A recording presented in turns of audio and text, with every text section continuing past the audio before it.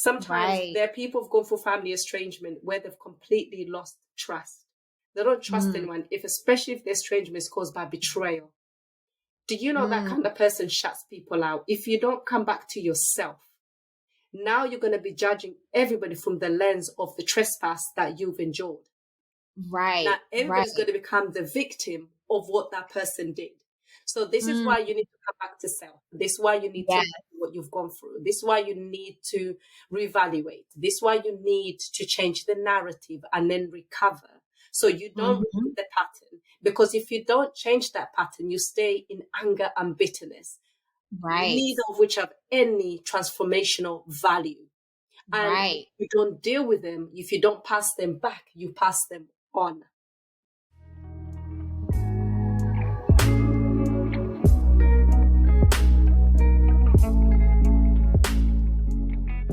Hello, and welcome to the Oasis Space, where we disrupt your current chaos with curated peace.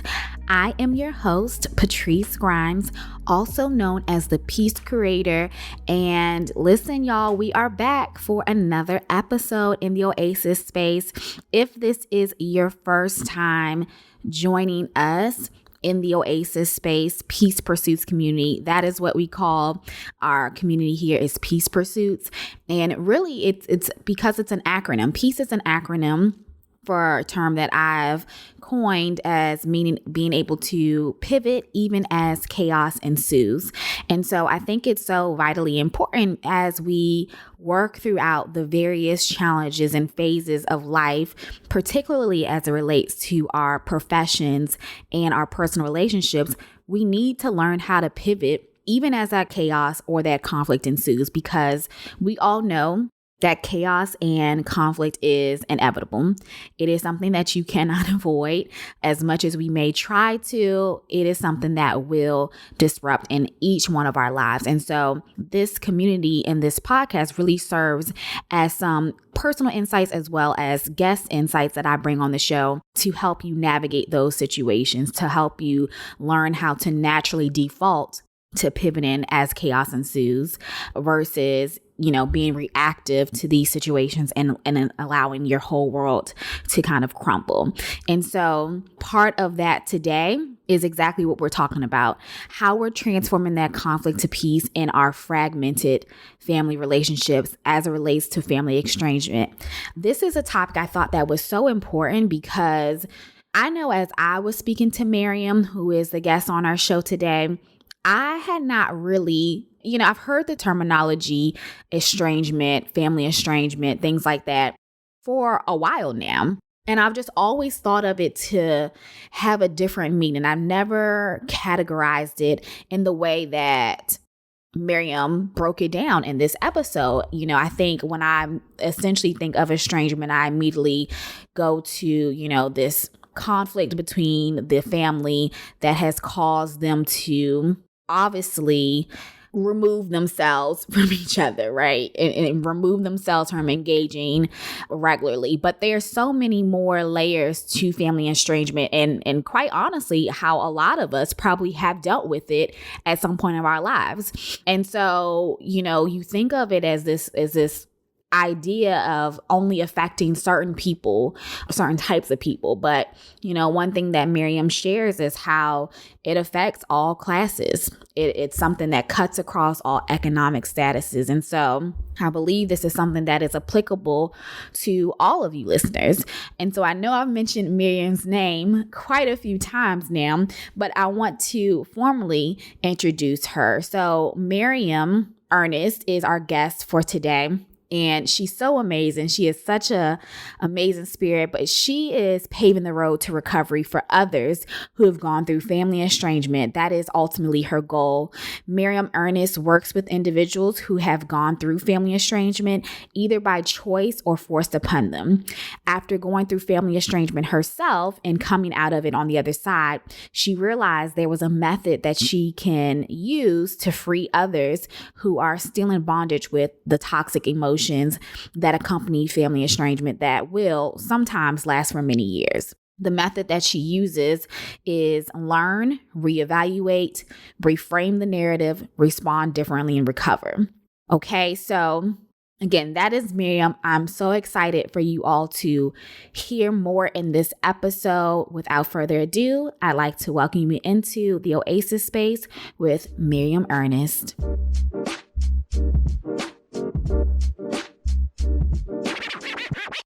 Hey, hey, hey, folks. I am here in the Oasis space with Miss Mariam Ernest, and I am super, super elated to share this space with you, Mariam.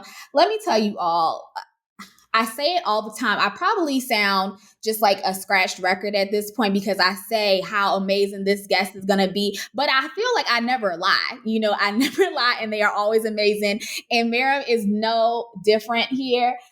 When we talk about how in the Oasis space, how we want to transform conflict into peace, particularly in our professions and personal relationships, I know we've spoken about a lot of different relationships here.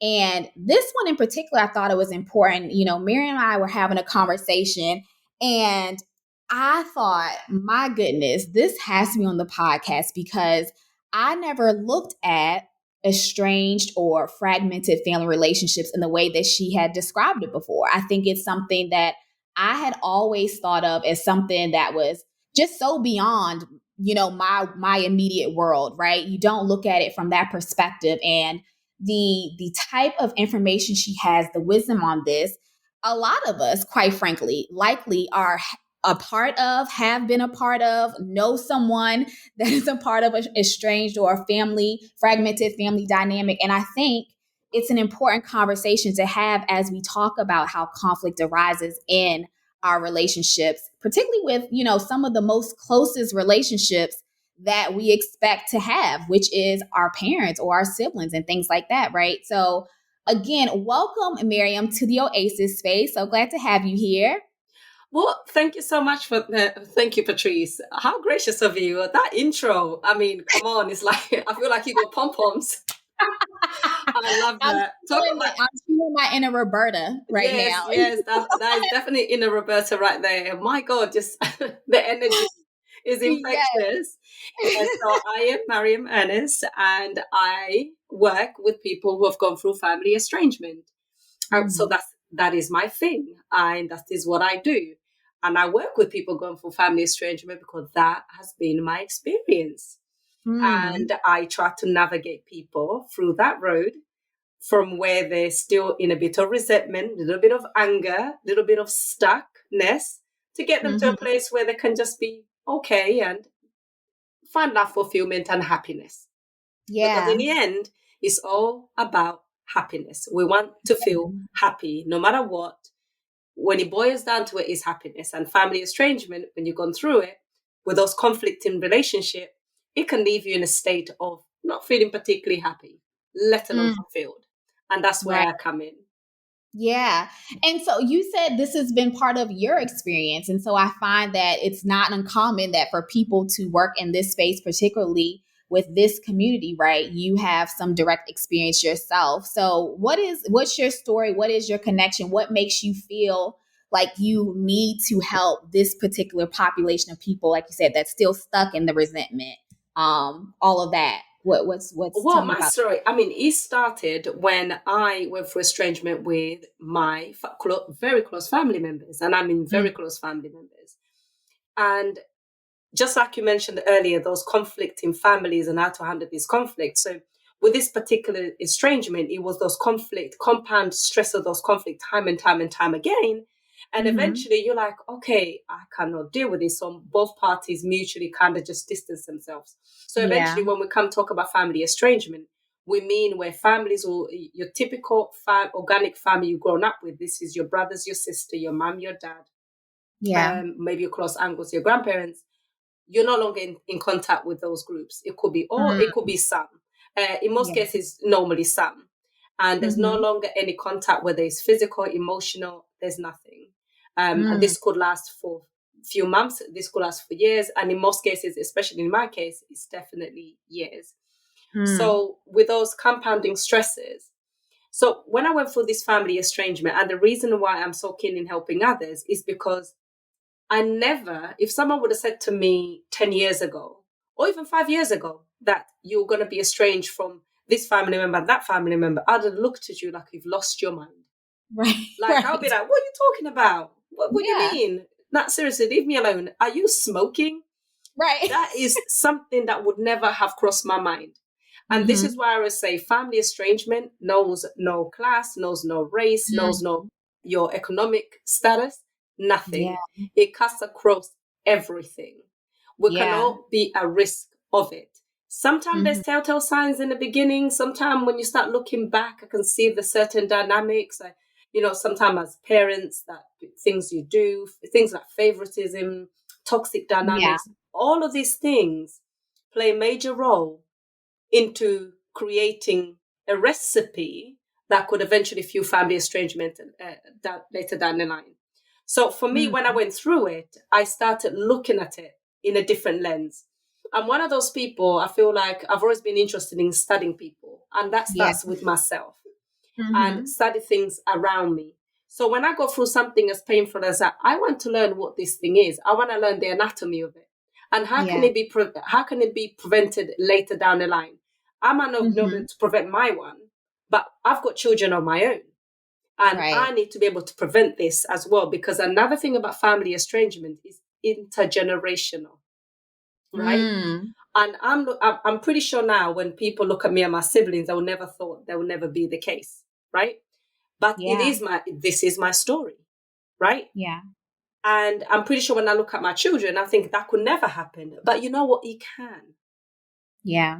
But there is a method where you can prevent this.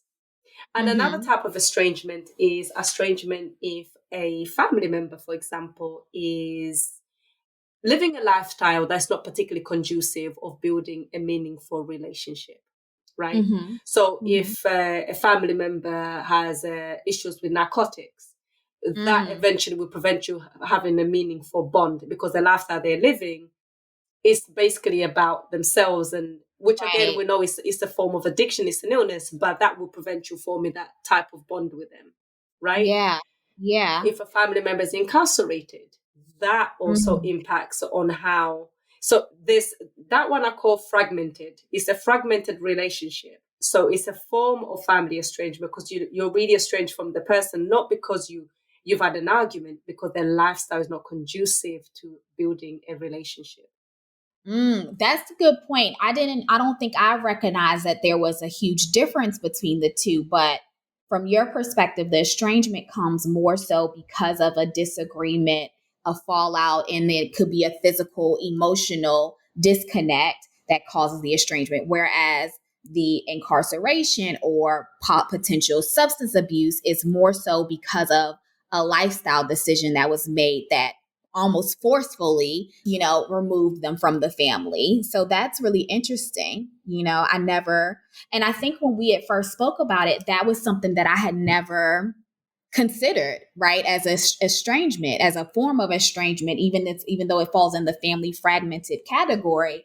Again, I think so often, right, we see situations like this in life that occur, that the life gets the better of us, and not just a communication breakdown. It can be various things that affect the relationship that kind of forcefully remove us from these relationships because you don't have direct access to these people. Or like you say, unfortunately, addiction may take over, right? And I assume that the emotional and psychological toll it takes on that person that is estranged, or the people that are estranged, is similar, regardless if it is voluntary or involuntary. Would that be a correct? Yes, you're so right. You're right. Yeah, because some people, the estrangement was forced upon them. Sometimes it's something they chose to do for the sake of self-preservation, right? They felt they had no other ways of dealing with this other than just walking away.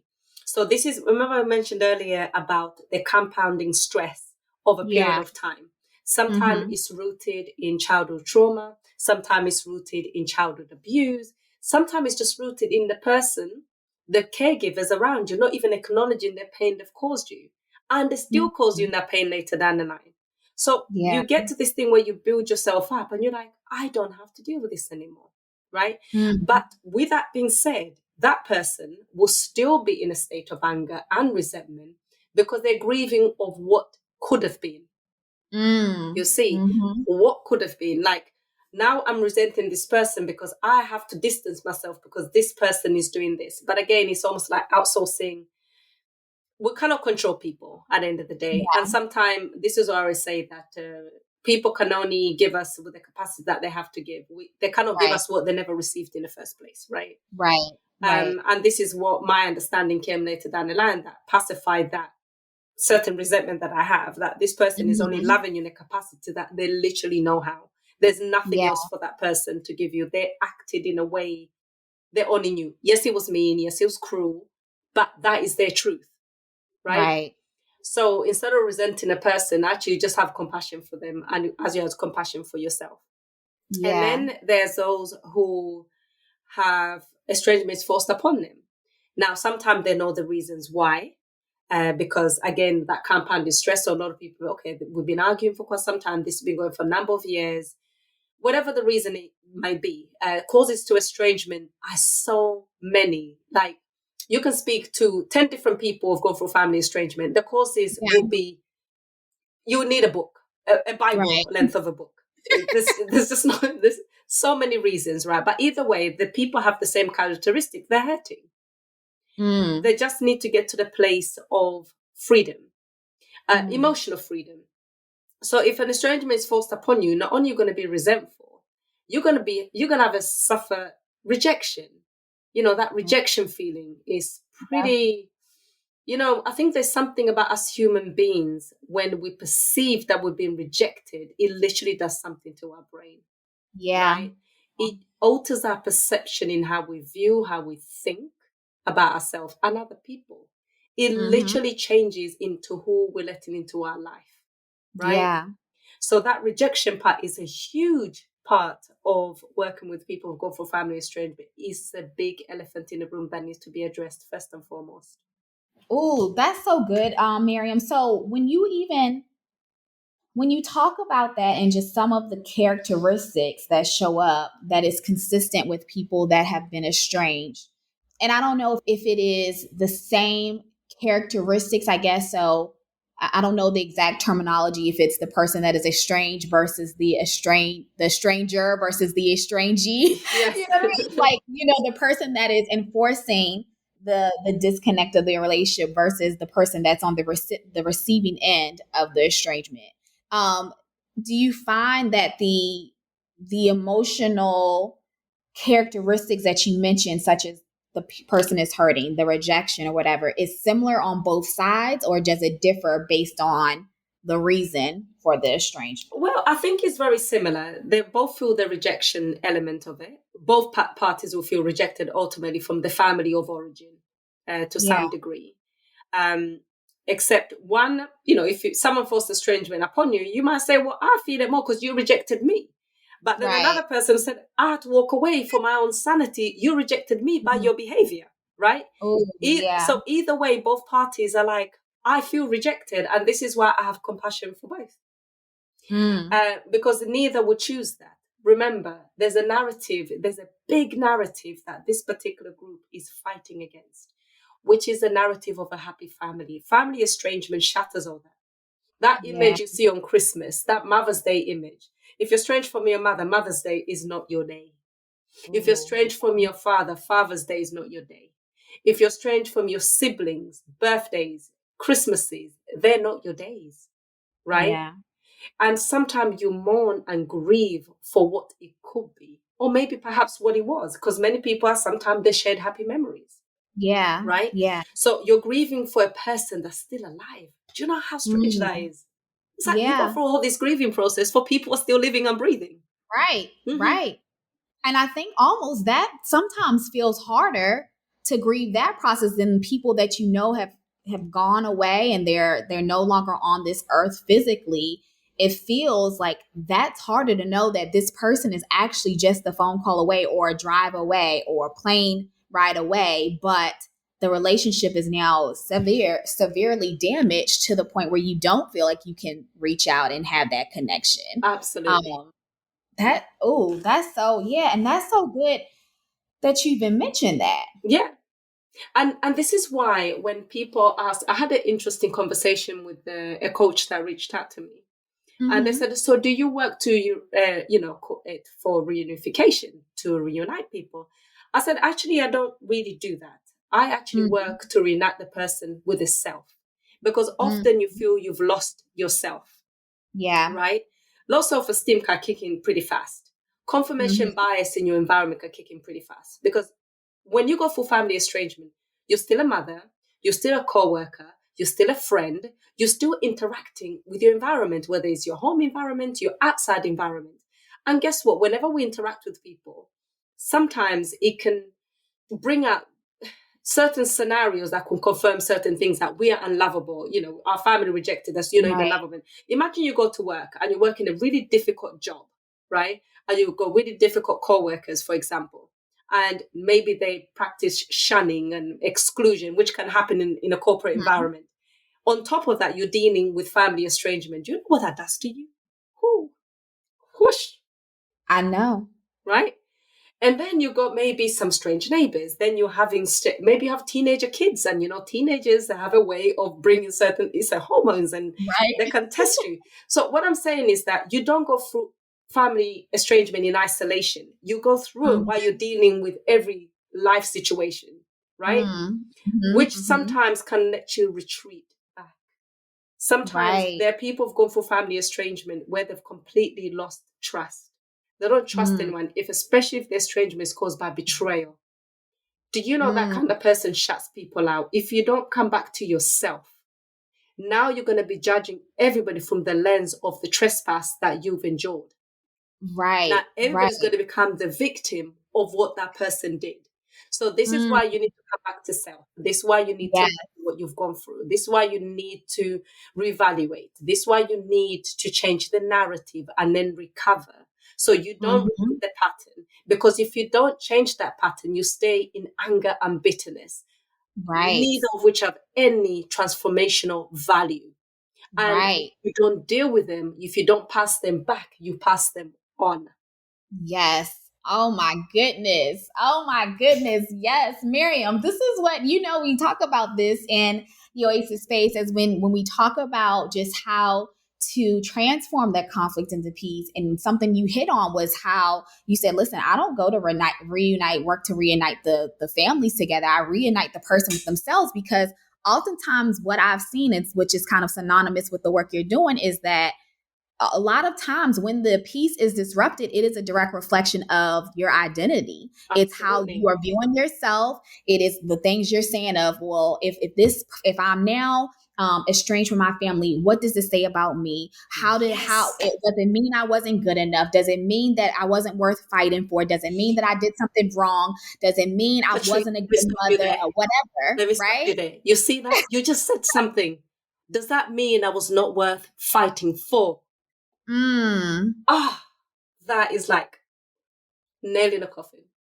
Yeah. Yeah. Especially for those. Especially for those estranged from their parents. Yeah. Right. And I imagine, and that was going to be my question, if it was, a different dynamic from those people that are estranged from their parents versus the children that have actually estranged themselves from parents. Like if it's a deeper wound. And I think that's kind of the question I was asking, if it's similar characteristics or similar feelings for the estranger versus the estrangee, whatever, because I wonder how, if it affects people differently as the child versus the parent. And if, the roles are reversed and who is kind of initiating the estrangement, because that's a really interesting dynamic. And I imagine it's hurtful for both sides, obviously. But when you think of, I think, like you say, in a traditional sense of parents being these providers and these protectors and these ones that they are your safe house throughout everything going through life. And you have to be the person to estrange from them, or you are, your parents kind of cast you away. I imagine that's a different level of hurt as well. Absolutely. So in some families, it could be, this is the most obvious one. So I'll use the most obvious example. Someone coming out as maybe in a same-sex relationship, and the parents are deeply religious, they don't approve, so therefore they shun the person away. Or a person choosing to live outside their family norms, or during interracial marriage, again, they choose to be shunned away because they're going against the family tradition, right? Yeah. I think we're very familiar with those. And then there's this thing about cultural, not so much of cultural differences, but more so of age gap misunderstandings. So sometimes when we, at the age that we are now, we're very much into understanding ourselves. We very much understand the trauma and how trauma manifests itself in older life. Yeah. So sometimes when we look at the older generation, perhaps the things that we can consider abuse, they didn't really consider abuse back in the day, right? It was just like, you just deal with it type of situation. Toughen up. What's wrong with you? Right. But in an age where we're so enlightened in terms of who we are, what makes us us, what gives us anxiety, why do we develop anxiety, why do we have low self-esteem, why do we question ourselves? And then we start looking back about certain of the root causes, certain tapestry that was embedded to create we. So sometimes we can start, not just me, I'm saying in general people. Right. We can start looking, and sometimes it could be as simple as bringing up the conversation to your previous caregiver and say, actually, when you told me I was stupid, when you say, some people deal with colorism, when I was too dark, I was too this, or whatever the issue is, when you favorite my sibling over me, that actually caused me to have a real issue as an adult. And if someone turns around and said, well, I grew up the same way, what's your problem? It could mean that they're not even taking you into consideration. That, straight away it's defense. And I can understand that person, they're coming from the state of protecting themselves. It's defense. It's the ego speaking, right? Right.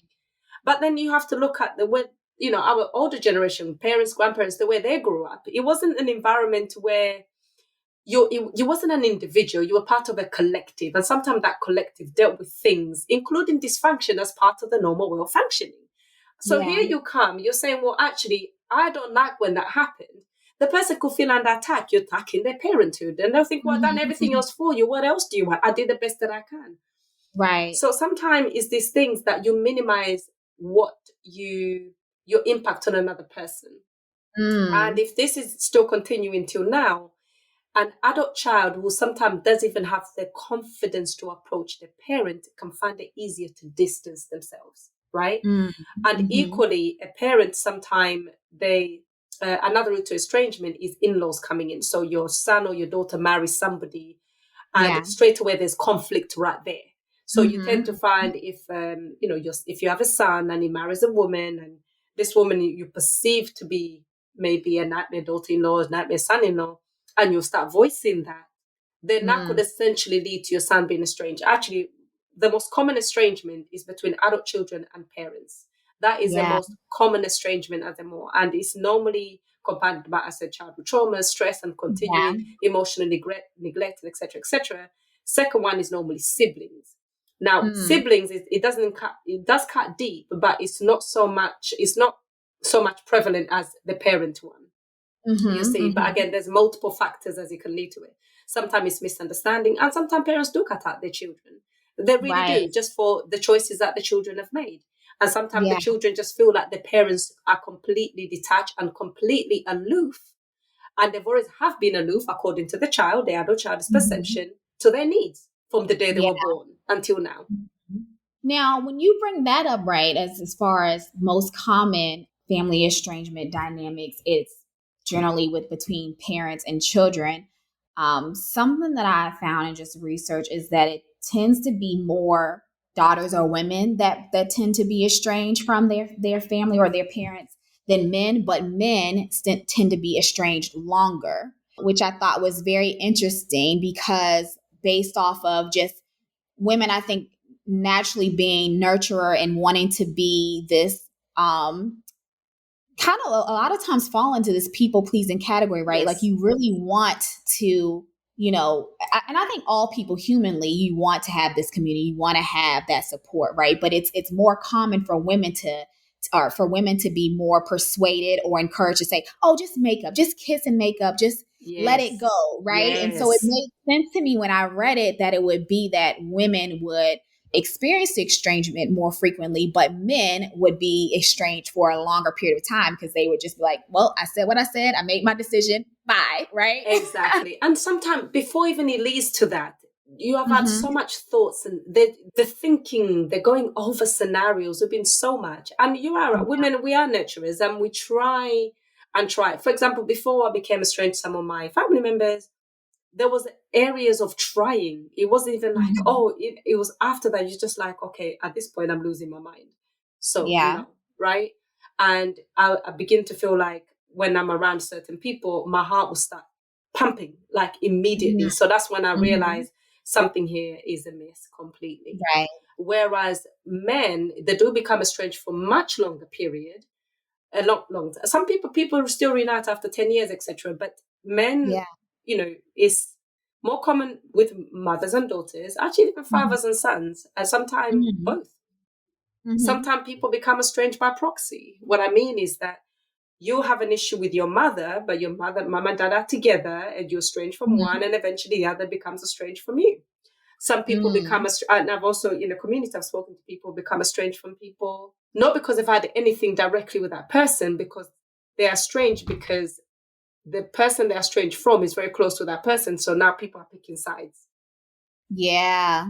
Yeah. And that hurts so deep, right? Yeah. Because you never did nothing to that person. And to some degree, they chose to listen to one side, and then they're happy with it. Or that rejection cuts. Whew. That one cuts. Ooh, yeah. And it brings me back to what you said earlier about how it just really disrupts the trust, especially if it's something that is that leads to betrayal or that was caused by betrayal. And it just kind of shifts how you perceive and how you look, like what lens you look through in your other relationships. And so it makes me think of, if you have this type of experience, of this type of estrangement experience, does this, I guess, how does this affect other relationships that you've seen? Is it like, does it definitely roll over into relationships with significant others or marriages? How do you see that? Oh, absolutely. It can affect you in your employment. It can affect you how you relate to people. In matter of fact, to some people, they're just waiting for you to do them wrong and be like, I see the signs. I'm just going to leave you now. Your senses, with each emotional trespass you've endured, what happened is you develop an antenna pops up, right? Now, this antenna is already pre-wired to pick up certain signals based on the past. Yeah. So when now this antenna is picking up similar signals, it might not be related, but they're very similar to what happened in the past. You start retreating. You close yourself off because you think, I'm in danger here. Because remember, the brain only goes by signals, right? Right. The brain only understands patterns. So the brain is picking up when the last time someone was behaving like that, they end up rejecting me. So you know what I'm going to do? I'm going to reject you before you reject me here. Right? And also the fact that if you're functioning in a low vibration, thinking you're unlovable, you have low self-esteem, nobody likes you, I would say, what type of vibration are you giving out? Because you're going to end up attracting it back. You might be the victim of estrangement, but you don't have to create an environment where that becomes your reality. Right. And yes, you're still going to have relationships that are going to go wrong because it's normal. Even as an adult, we still have a relationship that sometimes go a little bit wrong. Why? Because sometimes we end up going into a relationship with people where, they're basically colleagues, but they do things to make things that we're friends. And then we start seeing them as friends, but all along they just saw us as colleagues, and then we get hurt, and then we're thinking there's something wrong with us. But really and truly, there was never nothing wrong with us in the first place. What it was, we just saw the friendship for more than what it was. Right? And then you end up internalizing a lot of things. You end up turning out text messages, emails. Like, you literally become so paranoid of people and their intentions.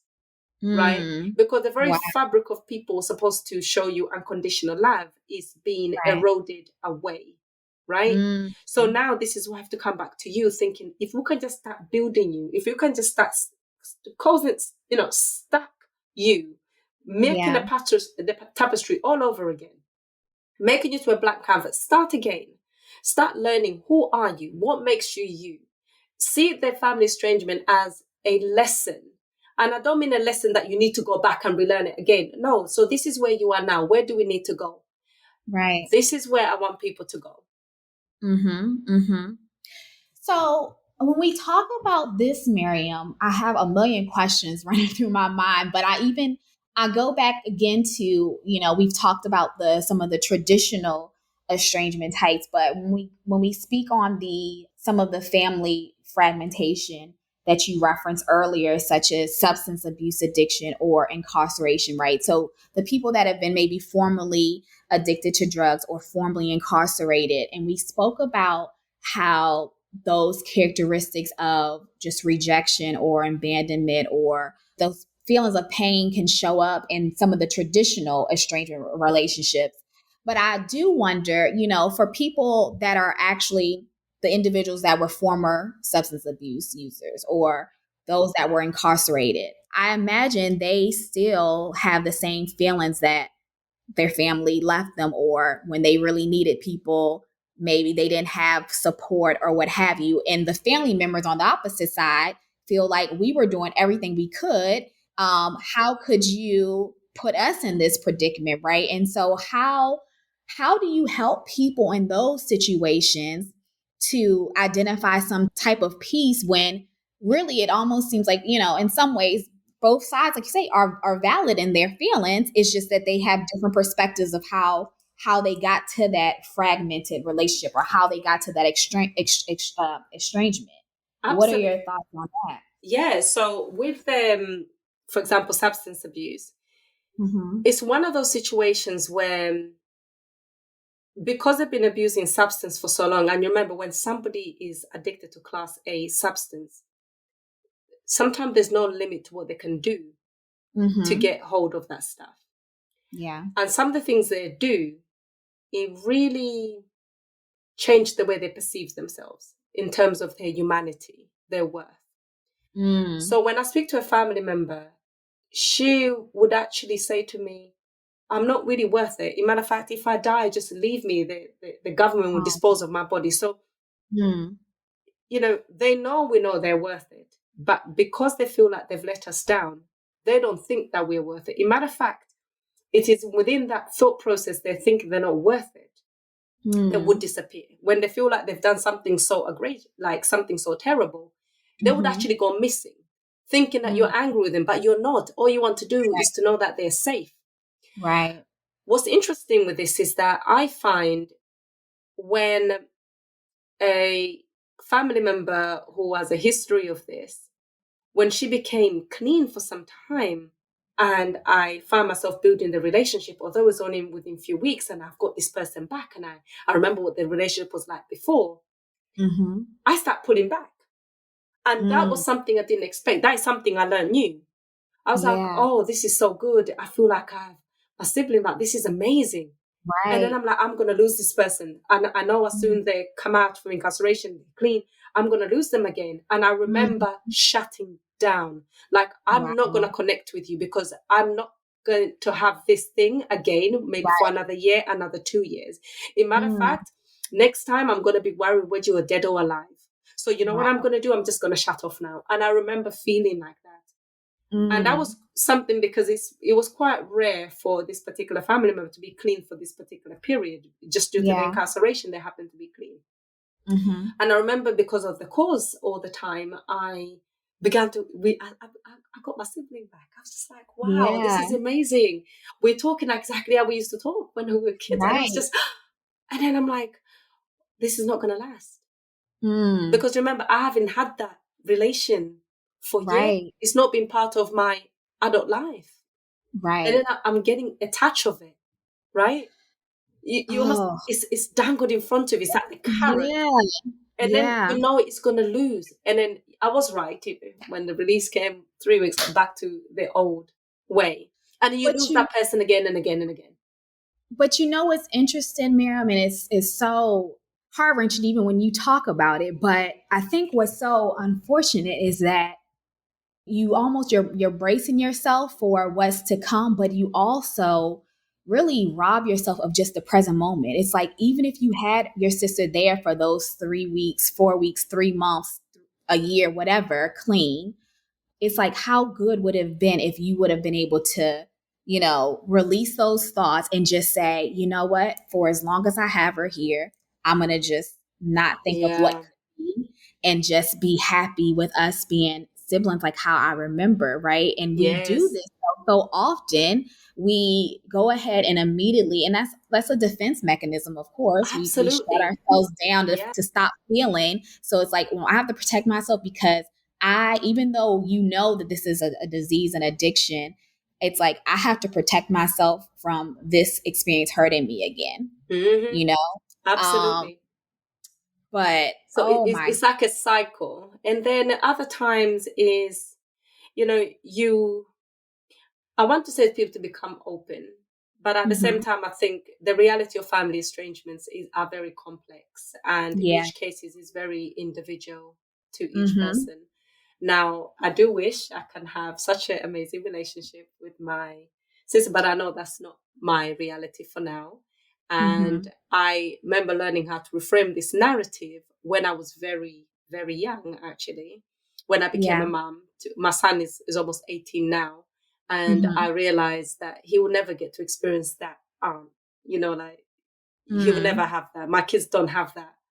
Oh, go to your aunt, auntie. You don't. There's a kind of little things that sometimes. Remember when I mentioned earlier is that what could have been, but it's not. Yeah.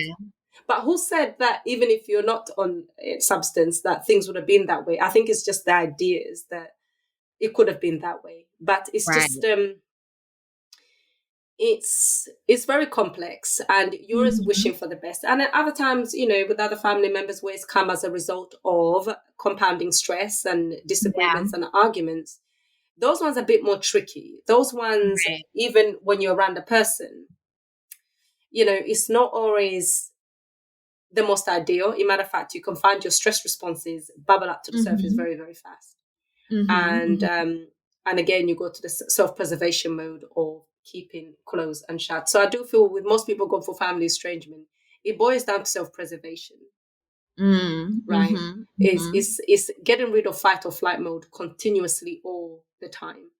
And again, it comes back. You need to come back to yourself because you can't live like that. You can't live in angerness. You can't live in bitterness. Even if you're estranged from that, it doesn't stop you living your life.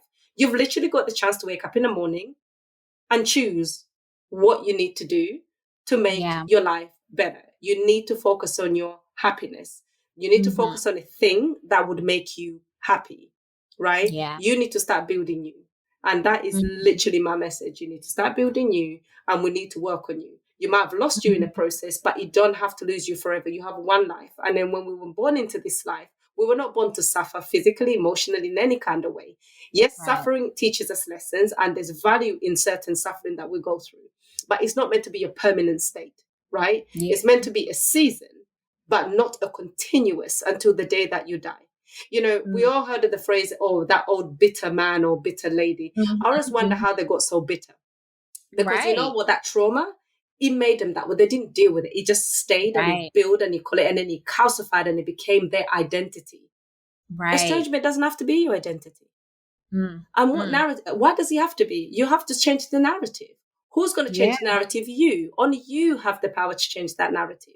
No one else is going to change it for you. There's not going to be an outside force that's going to come to you and say, change the narrative. Someone can guide you to change the narrative, but you have to be receptive into saying, I don't want to live this life anymore. Yes, this is my story. It's just a story. I can write a different story. I have a pen and paper. I can start reconstructing a different story to today. Today, I choose to live like this. Right? Right. Oh my gosh. Yes, yes, yes.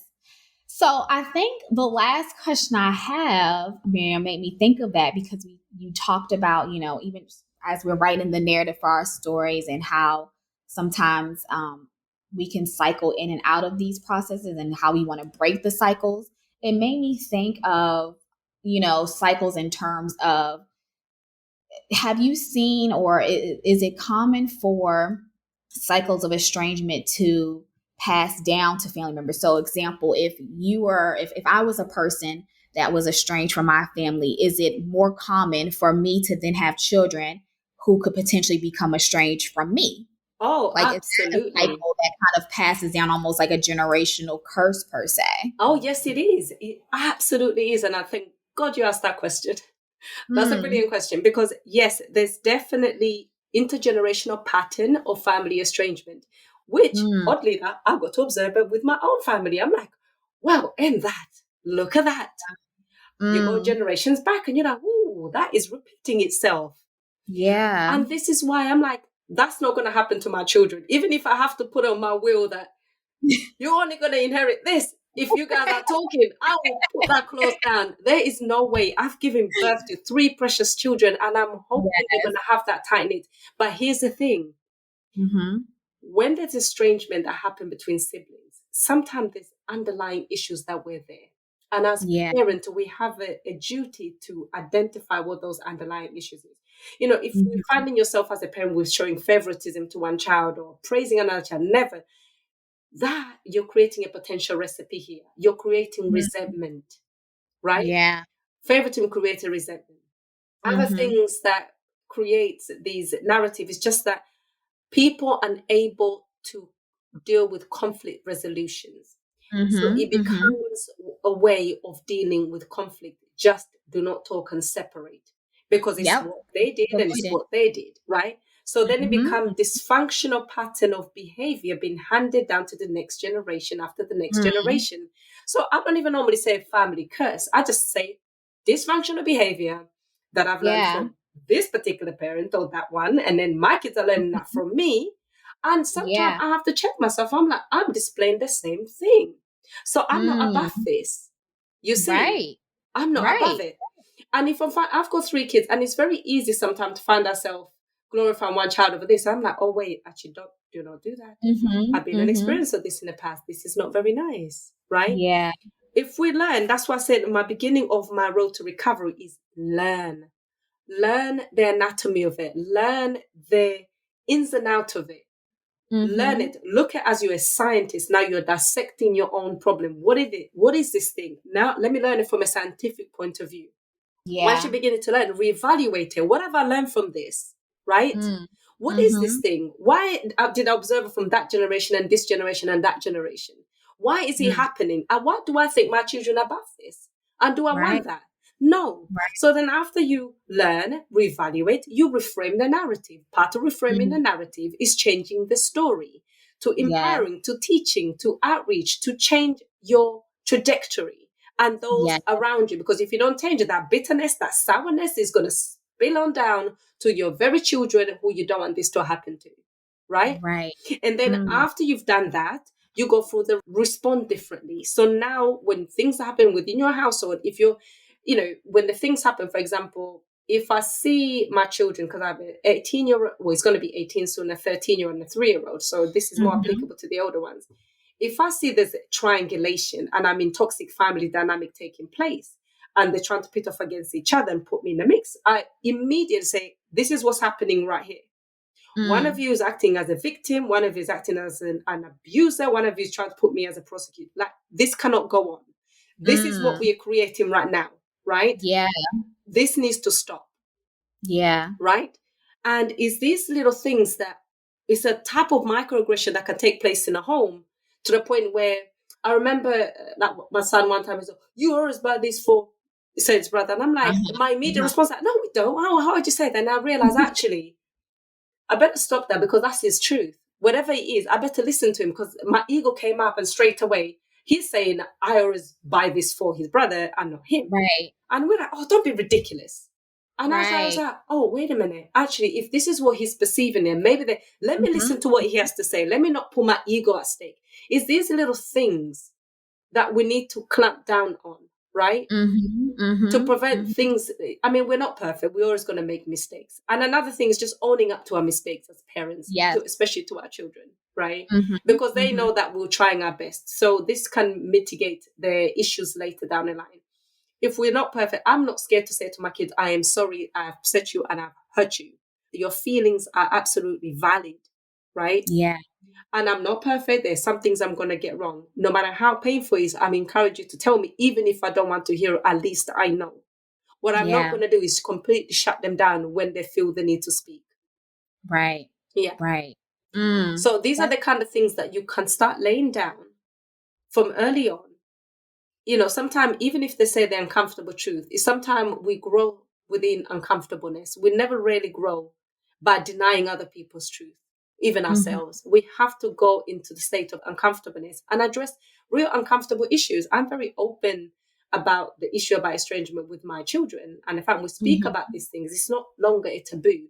And we look at the recipes that can create certain things, and we're trying to avoid that completely. So I'm hoping my recipe would work, but who knows?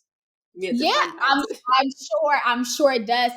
So with that, right, it's a perfect segue into last question being, I know you have this method that you work with your clients, but for those listeners, for the peace pursuits out here that is like, Mariam, this is me. I am a part of a family estrangement dynamic right now. Yeah. I need some help. I need some guidance at this very moment. What is maybe like the first step? Because you spoke a lot about how it's about reuniting with self. That is the ultimate goal, to get to this level of peace and to understand the dynamics of the breakdown, the relationship, et cetera, et cetera. Yeah. What would you say could be a first step that someone could take today if they're listening to the episode to kind of come to some form of peace within this dynamic that has been created?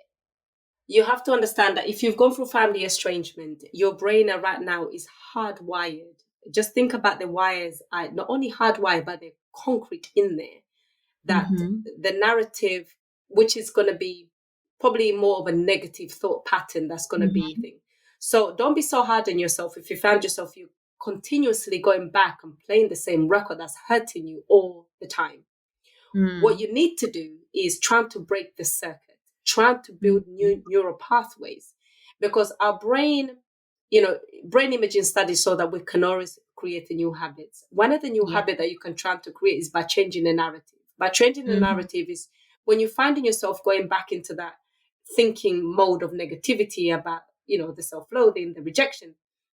Ask yourself, what makes this true? Right. Why is this true? Right? Start asking yourself simple questions like this, right? And also understand our brain is more geared towards negativity thinking. It's the things that really scarred us that tend to be at the forefront of everything. And also remember is that changes are difficult. The brain doesn't want change. The brain never wants to change. You trying to introduce something new to the brain. The brain, how dare you? I like it here. I want to be miserable. Why do I want to be happy? I just want to stay here and be absolutely miserable. Leave me alone. Do you know what that person has done to me? Do you know what they said to me? I hate that person and I want to stay in that hatred. What's that costing you? Right? What is it costing you? What is it costing you? I know it's justified resentment and you've got every single right to feel that way. But think about the chemical that is releasing in your body. They say stress takes what? How many years off your life? 10, 20 years? It's a lot. I know that. Don't you want to be around to go traveling? Maybe go on a cruise ship or something? Just think about what is taken away from it and is it worth it? Why hold on to it? Right? I'm not saying that you need to forgive and speak to the person. I'm just saying you might have to consider forgiving the person in your mind for your own peace of mind. Letting go. Forgive yourself. Sometimes we harbor hatred for ourselves, for allowing ourselves to be in a situation for so long. Forgive yourself. Show yourself compassion and understanding, right? Begin to change the narrative. Live your life your own term. We are spiritual being having a physical experience in this life, right? And we're not here to suffer. We're here to experience life in its full splendor. Okay, part of that splendor is suffering and heartache and pain, but hey, it's a lesson. You're here now and you've got the date. When you wake up tomorrow morning, just say, today I'm great. Just even gratitude. Little things that can crack the circuit. Just practicing as simple as gratitude what you already have, right?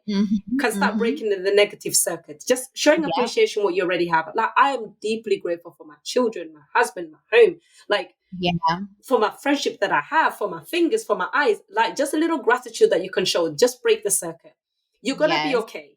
But you have to want to be okay, right? Yeah. The people are not going to make you okay. You're going to have to be okay with the people who are never even going to say sorry to you, right? That's it. That's it. Right? You're going to have to put into practice. It's going to be hard, but as the time goes on by with consistency, you will see you'll be less resistance that you're going to get. So if you look yourself in the mirror and say, I'm unlovable, say, I'm lovable. I am so lovable. Put the song on. There's a song I used to listen to. Their love is all around me. Something like that. Put on a song. You feel deflated. Put on Alicia Gill. This girl's on fire. Or this guy, put Rocky for your gentleman. Put something that empowers you. Remember, there's so many things around the environment that can empower us. We just have Yeah. to seek out for them. Every single day that you wake up, there's a poem you can look at. There's a scripture. There is a quote. There is a saying. There's a song. Put on something that makes that thing, that makes you, that sparkles up your interest, your fulfillment. Put that on every single day. Let the brain rewire that is the thing, and work on that thing. That's so good. Break the circuit. There you go. There you have it. So listen, Mariam, this is something I like to do at the end of all my episodes because this has been so phenomenal. But I like to do rapid value questions at the end with all of my guests. I don't know. People have that response, and it's always great responses. It's no right or wrong response. Okay. But I think it's a good thing to just kind of wrap it up and tie it up with a bow. So it's 4 questions. I'm ready. First, you ready?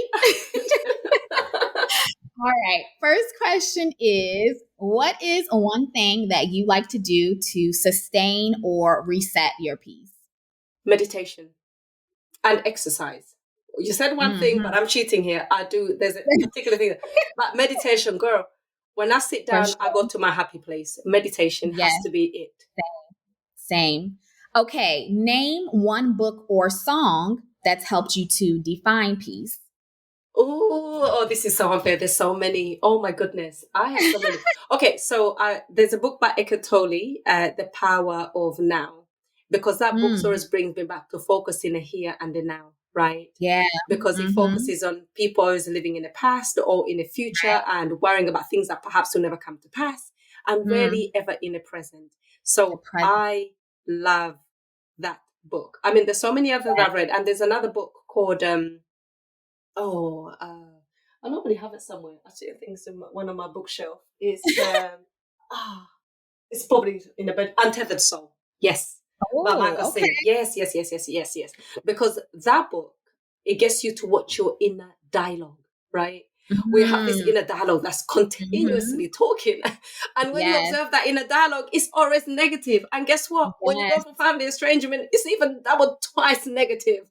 Yeah. Just pay attention to that inner dialogue. So I'm like, why am I thinking what I'm thinking? Is you get to watch the thinker. Why is he thinking? Why does he ever stop? And why is it always damn negative? Go chill, take a seat. I'll be with you later. We never play the recorder of the positive things we're saying to ourselves. Like, you're brilliant, you're intelligent, you're kind, you're compassionate. We never repeat those things. It's always the negative.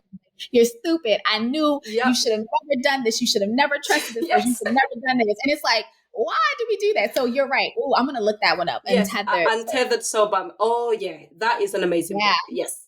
Okay. Question number 3. How do you define peace for yourself now? Harmonious relationships with myself and others. So I realize I can create peace. It's not an external thing that someone can give me, right? It is something that I can actively create myself. Yes. Even if there's chaos out there, I can choose to say, okay, I can know there's a chaos and it's really disturbing my peace, but for this moment, I can choose to be a little bit peaceful. Now, obviously, sometimes, you got excessive bills and you got kids and, whatever. These are potentially peace disruptors, but they're not.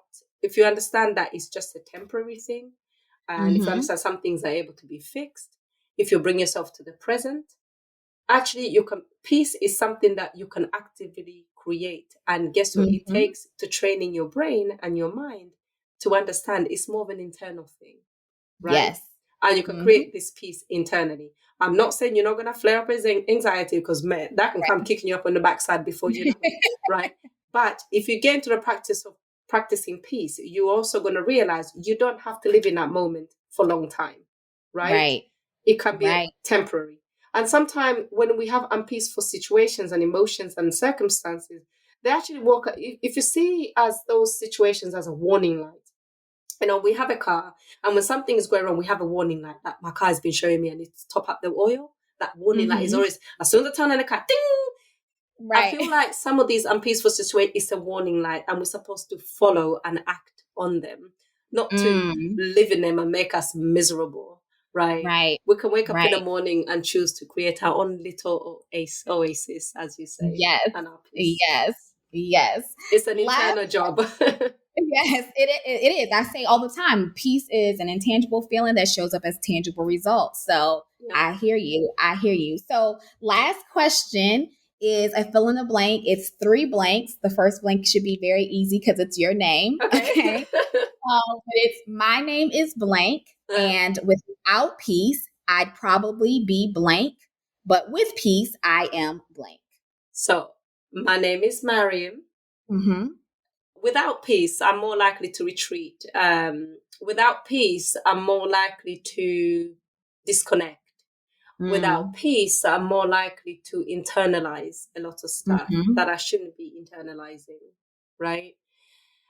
But with peace, I'm more likely to be out there trying, bouncing back up again, just like you have the resilient thing that bounces back up again. Yes. With peace, I'm more resilient, right? I'm more likely to take chances. I am more likely to take opportunities and let people into my life, right? So, and just explore. It becomes limitless. Yeah. Because peace means I'm not scared. I am not frightened. And even if there's discomfort, it is temporary, right? So that's where I am. I love it. I love it. Thank you so much, Mariam, for being a part of the Oasis space today. You are a true jewel, and I cannot thank you enough for being here with us in the Peace Pursuits community. Love you so much. Oh, love you too. And thank you so much for having me. I love your podcast. And yeah, you're amazing. And I love, you're so authentic. I mean, I know most people, you're so authentic when you communicate with people. And when I'm listening to your episode, I actually find myself laughing because it's just the way you phrase some things. Like, I'm like, that's quite funny. So I do love the way you connect with your listeners because, your episodes are long, but it doesn't feel like it's a long time when you're listening. And you're just like, oh, wow, that's really interesting. Wow, I didn't look at it like that. Good. So, yes. So thank you so much for shining light on such an important community out there. And thank you so much for having me. Of course, of course. All right, my love. We'll talk to you later. All right. Bye-bye.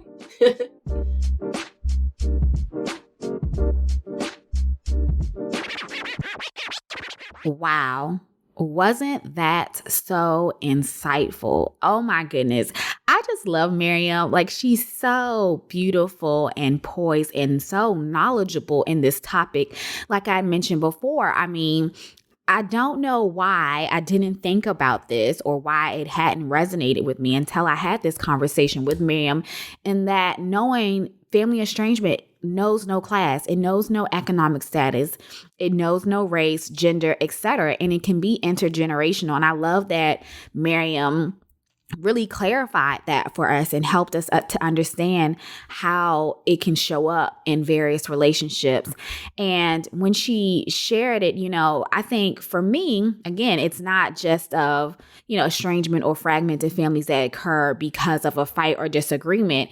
It can be forced based on circumstances beyond our control, such as substance abuse or incarceration. And that was the one thing for me that I was thinking like, wow, I did not recognize that. I did not really understand how estrangement could be a forced situation just based on maybe family members that are struggling and having challenges with substance abuse and or incarceration. And that's something that is a difficult process for both parties, right? And how do we manage that?